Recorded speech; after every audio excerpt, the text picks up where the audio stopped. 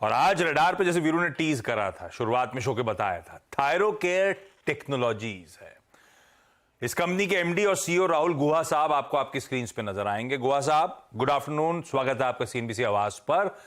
दो रीजंस थे जो गुहा साहब से रिक्वेस्ट करी। एक तो इन्होंने मेंशन करा था कुछ अफ्रीकन वेंचर की तैयारी कर रहे हैं, तंजानिया वगैरह में कुछ जेवी स्टिच करा है, उससे रिलेटेड अपडेट्स। और दूसरा, ये इस सेक्टर के कुछ डायनामिक्स बदल रहे हैं, ऐसा कहा जा रहा है। आपने नोटिस करोगे ऑफ लेट मानस रह रहे के पिक्स दे रहे हैं डायग्नोस्टिक स्पेस की। गावासर के रडार पर डायग्नोस्टिक स्टॉक्स आ रहे थे क्योंकि लोअर लेवल से रिकवरी के मोड पे थे। गुहा सर, सबसे पहले तो उन डायनामिक्स जो अगर बदल रहे हैं तो आपसे जानने की कोशिश कि कहा यह जा रहा है कि वो सीरियस कॉम्पिटिटिव इंटेंसिटी ने सारा मूड बिगाड़ दिया था स्पेस का, पर ऑफ लेट सब लोग प्राइस हाइक्स लेना शुरू कर रहे हैं। पहले इनकम्बेंट्स ने लिए, अब रिपोर्ट्स कह रही हैं कि ऑनलाइन प्लेयर्स भी धीरे धीरे प्राइस हाइक्स ले रहे हैं। आपने थायरोकेयर में क्या कोई प्राइस हाइक लिया? अगर लिया तो कितना क्वांटम का लिया सर? और इसी का फॉलोअप, ये प्राइस हाइक्स अगर हो रहे हैं इंडस्ट्री में तो अक्रॉस द बोर्ड्स हैं या कुछ स्पेशलाइज्ड टेस्ट हैं, सिर्फ उन्हीं की कीमतें बढ़ रही हैं? नमस्ते। और एक तो पहली चीज प्राइस हाइक के बारे में बात करते हैं। थायरोकेयर तो हल्का सा प्राइस हाइक लिए थे लास्ट क्वार्टर, जो पब्लिक हमारे रिजल्ट्स में भी थे, लगभग 5% थे। बाकी सब लोग ने भी प्राइस हाइक लिए थे उस टाइम पे, जो प्लेयर्स थे। पर एक चीज मैं कहना चाहूंगा, प्राइस कंपटीशन जो था बहुत सारे ऑनलाइन प्लेयर से होते थे। वो काफी डिस्काउंट लेके एक्चुअली मार्केट में उतरे थे और डिस्काउंट के बलबूते पे काफी वॉल्यूम भी बढ़ा दिए थे। पर एक चीज कहना चाहता हूँ कि ये जो ऑनलाइन प्लेयर्स थे लार्जली बड़े शहर में थे, मेट्रो और टियर 1 मार्केट्स में थे।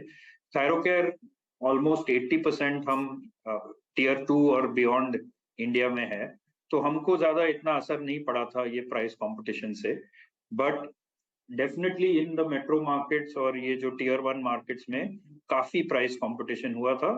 और मैं कहना चाहता हूं कि पिछले 2 क्वार्टर से सब जो ऑनलाइन प्लेयर्स है, आपने भी देखा होगा जो रिपोर्ट निकल रहे हैं, सब ने दाम बढ़ा दिए। आपको पता है कि फार्मीजी थायरोकेयर से काफी जुड़ा हुआ है और फार्मीजी ने भी actually year on year almost 18% price बढ़ा दिया है ऑनलाइन। तो इसके मतलब है डिस्काउंट काफी कम किया है। तो गुहा और साहब, बाकी सब ऑनलाइन प्लेयर्स ने भी डिस्काउंटिंग के जरिए वॉल्यूम उठाना तो बंद कर तो दिया। गुहा साहब, इसका मतलब वो जो तगड़ा प्राइस डिसरप्शन आया था, वो ह्यूज कॉम्पिटिटिव इंटेंसिटी की जो बात हो रही थी, दरअसल कुछ बड़े ऑनलाइन प्लेयर्स की इंट्रोडक्टरी प्राइसिंग होगी शायद, उससे ज्यादा कुछ नहीं, ऐसा मानूं क्या? और स्थिति अब धीरे धीरे नॉर्मलाइज हो रही है, ये आकलन सही है या नहीं? हाँ, ये बिल्कुल सही है। देखो, आप इंट्रोडक्टरी ऑफर करोगे पर कॉस्ट पे कुछ नहीं करोगे, हाँ, तो बिजनेस सस्टेनेबल बनता नहीं है। ट्रू। अब जो भी प्लेयर्स आए थे डिस्काउंट के जरिए मतलब एंट्री किए थे, पर फाइनली कॉस्ट तो सबका सेम ही है। तो फिर थोड़ा टाइम के बाद सबको रियलाइज हो गया कि ऐसे पैसे नहीं बनेंगे। तो धीरे धीरे मैं देख रहा हूँ लास्ट 2 क्वार्टर से ऑनलाइन के जो प्लेयर्स है काफी डिस्काउंट कम किए पिछले 6 महीने। ओके। राहुल जी, एक चीज़ बताइएगा मुझको, अभी प्राइस की बात हुई, आपने बहुत सारी बातों का उल्लेख किया, प्राइसिंग का।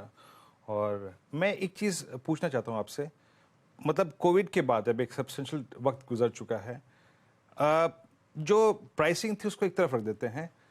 टेस्ट पर क्लाइंट, टेस्ट पर पेशेंट जो ड्यूरिंग कोविड था या प्रायर टू कोविड था, उसकी तुलना में टेस्ट पर क्लाइंट्स की संख्या अब क्या बढ़ी है? पहले एक क्लाइंट जो कि एक टेस्ट कराता था, या फिर वो अब ज्यादा टेस्ट करा रहा है, वो क्या वॉल्यूम क्रिएट कर रहा है आपके लिए? ये मेरा प्रश्न है आपसे। हाँ बिल्कुल। देखो, पहले कोविड तो बहुत ज्यादा मार्केट में था, तो तब लोग को डायग्नोस्टिक्स के बारे में भी काफी, टेस्टिंग के बारे में काफी मतलब इंफॉर्मेशन पाए थे। अभी आप आगे देखोगे, अभी फीवर का मौसम चल रहा है, डेंगू मलेरिया चल रहा है। हमने ऐसे टेस्टिंग कभी नहीं देखा है जो इतने सारे हमारे fever profile, dengue profile, malaria profile जो बिक रहे हैं, जो पहले अगर आप पिछले सीजन या 2 साल पहले देखोगे तो ये ऑलमोस्ट जीरो था। पर अभी बहुत सारे लोग, अगर फीवर भी हो रहा है तो पूरा जांच करा रहा है। इनफैक्ट हमने अपना जांच सीरीज भी लॉन्च किया था फीवर और बाकी सब डिजीज के बारे में, वो काफी पिकअप हो रहा है। तो मैं ये तो कहना चाहूंगा कि लोगों के दिमाग में तो टेस्टिंग घुस चुकी है। जब वो बीमार पड़ते हैं तो सीधा दवाई पे नहीं चले जाते हैं, पहले थोड़ा जांच करते हैं, थोड़ा टेस्टिंग करते हैं, समझ लेते हैं कोई गंभीर बीमारी तो नहीं है, और फिर उस हिसाब से आगे बढ़ते हैं। तो मैं ये कहना चाहूंगा कि एटलीस्ट जो पेशेंट के दिमाग में है वो सीधा अभी मेडिसिन पे नहीं जाता है, जो कोविड ने सिखाया कि थोड़ा टेस्टिंग कराओ, समझ लो क्या बीमारी है और फिर आगे बढ़े। अच्छा गुहा साहब, अभी जो लेटेस्ट डेवलपमेंट आप लोगों ने रिलीज दी है वो तंजानिया में एक जॉइंट वेंचर आप लोगों ने स्टिच करा है डायग्नोस्टिक और हेल्थ केयर सेवाओं के लिए।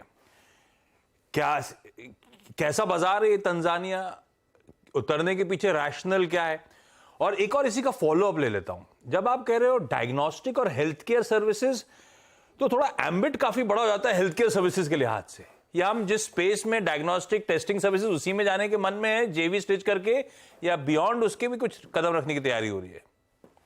नहीं, अभी के लिए हम तो सिर्फ डायग्नोस्टिक्स पे फोकस कर रहे हैं, और हमारा तो ये कहना है कि थायरोकेयर जो है इंडिया में affordable good quality diagnostics common man के लिए ले आता है, और कॉमन मैन के लिए अफोर्डेबल डायग्नोस्टिक्स ले आते हैं।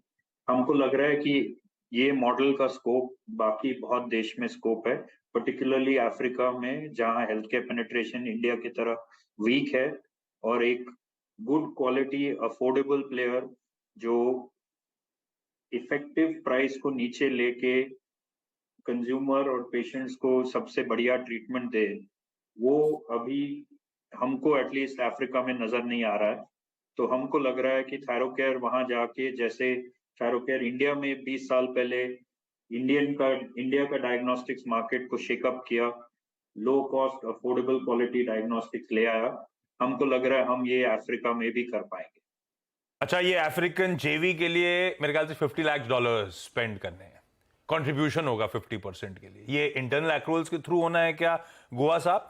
और दूसरा इसी का फॉलोअप, लास्ट सवाल मेरी तरफ से, साल दर साल अब जब हालात इंडस्ट्री के इंप्रूव हो रहे हैं, आप खुद भी कह रहे हैं कुछ पिछले क्वार्टर में प्राइस हाइक्स वगैरह लिए, year on year margin 300 basis points के लिए, पर सीक्वेंशियली देखता हूं तो 700 बेसिस पॉइंट्स का इंप्रूवमेंट भी दिख रहा है। तो मैं कंफ्यूज हूं दरअसल, हम देखते साल दर साल हैं, पर अब जिस तरह से प्रेशर आए थे सीक्वेंशियली हम बिहेवियर गॉज करने की कोशिश कर रहे हैं, मार्जिन्स के फ्रंट में is the worst behind us sir. तो एक दो चीज पहले ये अफ्रीका के खत्म करता हूँ, वो तो बिल्कुल इंटरनल अक्रूवल्स है, हम तो कैश फ्लो जनरेटिंग कंपनी है। आप अपना हमारा एबिटा टू कैश कन्वर्जन देखोगे तो बहुत ही बढ़िया है, and we have sufficient cash to fund. एक करेक्शन है, हम $5 लाख इनिशियली कर रहे हैं, तो उसके लिए तो हमारे पास काफी कैश है सपोर्ट करने के लिए। दूसरी बात है मार्जिन्स के ऊपर, देखो एक चीज है हमारे नॉर्मलाइज्ड मार्जिन्स, आप प्लीज देख लीजिए, क्योंकि नॉर्मलाइज्ड मार्जिन्स के बाद ईसॉप चार्ज आता है, तो हमारा तो both year on year and sequentially normalised margin बढ़ते जा रहा है, और हमको लग रहा है कि काफी सस्टेनेबल है फॉर द ईयर। अगर आप रिपोर्टेड एबिटा पे जाओगे तो एक्चुअली ईसॉप का चार्ज भी कम होते जाएगा, तो आपको रिपोर्टेड एबिटा में भी इंप्रूवमेंट दिखेगा ओवर दिस ईयर। भाई साहब ठीक है, सिचुएशन इंप्रूव हो रही है। गोवा साहब थैंक यू सो मच जुड़ने के लिए, और ऑफ लेट जो स्टॉक्स में मूव आए थे वो ब्यूटीफुली सीएनबीसी आवाज के पैनल ने कैप्चर भी करे हैं। रचना जी, कोई थायरोकेयर, कोई मेट्रोपोलिस, कोई डॉक्टर लाल, मानस का तो भी मैं जानता हूं इसलिए मानस के पास नहीं जा रहा हूं, आपसे जानना चाहता था किसी में कोई ट्रेड वेड दिख रहा है आपको, या ले रहे हो आप लोग ट्रेड क्या?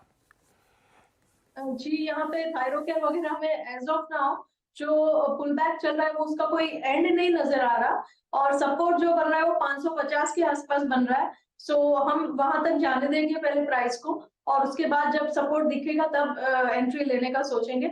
उससे पहले अगर करना है ट्रेड तो शॉर्ट साइड पे हो सकता है, जब तक ये 575 के नीचे रहेगा थायरोकेयर तब तक ये वीकनेस इसको 555 और 50 की तरफ लेके जा सकती है। लॉन्ग के लिए वेट करना पड़ेगा।